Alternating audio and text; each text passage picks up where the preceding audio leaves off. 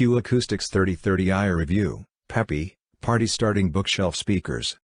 Speaker manufacturer Acoustics has been making some great budget equipment since the company first appeared back in 2006, and its latest 3000i series is perhaps its best yet. I've had some experience with the other entries in the range, which also offer excellent performance for the money. I use the larger 3050i speaker as part of my test system in the CNET Audio Lab, currently shuttered like the rest of our office during coronavirus lockdown. The bookshelf-size 3030i, $399 at Amazon, offers some of the floor standers power at a more attractive price.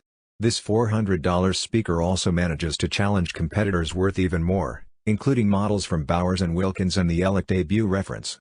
Unfortunately, I'm not able to compare the Acoustics against its main competition, the cheaper ELEC Debut 2.0B 6.2, $245 at Crutchfield, while I work from home. Still, from my hours of listening to the ELEC Debut, I recall a leaner, more detailed sound compared to the bass richness of the Acoustic 3030i. While it's not the last word in refinement, the Acoustics 3030i offers tremendous excitement for your favorite movies and rock tracks. It looks great, it sounds great, and is relatively affordable. Design and features. The Acoustics 3030i houses a 6.5-inch woofer and 1-inch dome tweeter.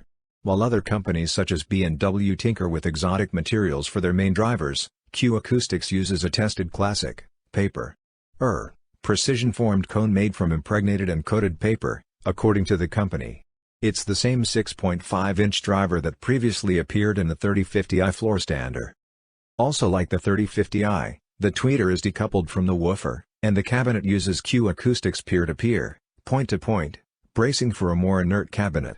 The sample I received came in Arctic white with a pleasing matte finish, but the speaker is also available in graphite gray, English walnut or carbon black.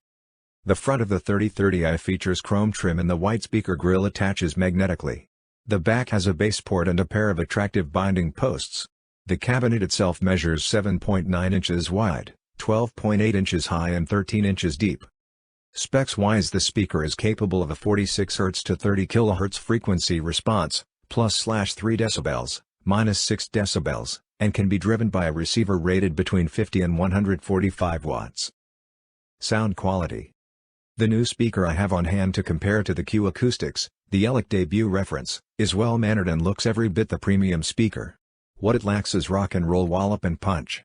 The spirit of the Acoustics 3030i is pretty much the opposite of well-mannered. It fairly shouts "get up and dance." Was initially disappointed with the Acoustics sound out of the box. Bass was disjointed and the top end too bright.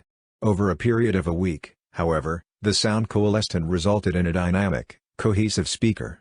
I've always been skeptical of break-in periods because in many cases they're more about your ears getting used to a new sound than about any change in the component itself. But this speaker needs time to come into its own.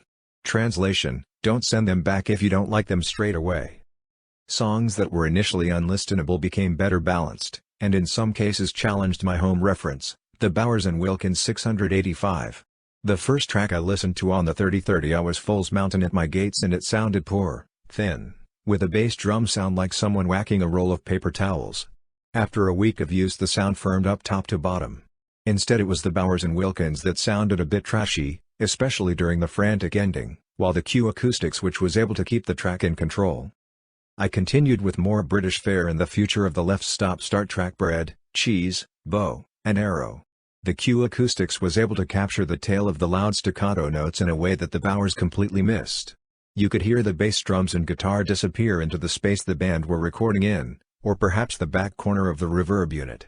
Despite missing this detail, the B&Ws offered a more even-handed presentation while also keeping the excitement factor.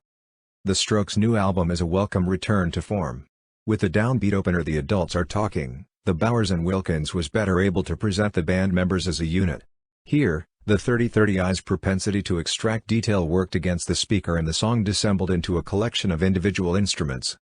Bass-heavy material is where the Acoustics performed best, with plenty of rumble audible in tracks like Billie Eilish's Bad Guy and Life by the Beta Band.